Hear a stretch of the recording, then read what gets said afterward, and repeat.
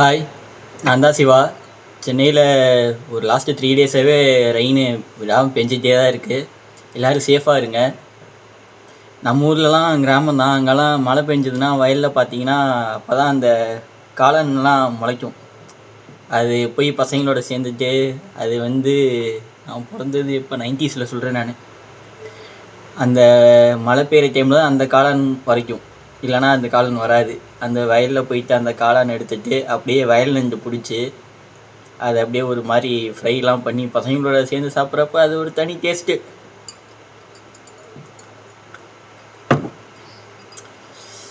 இந்த மழையில் இப்போ அங்கே இருக்க முடியல, இங்கே தான் இருக்க முடியுது. இப்போ நம்ம அங்கே ஊருக்கு போனாலும் அவங்களும் அங்கே இருக்க மாட்டாங்க.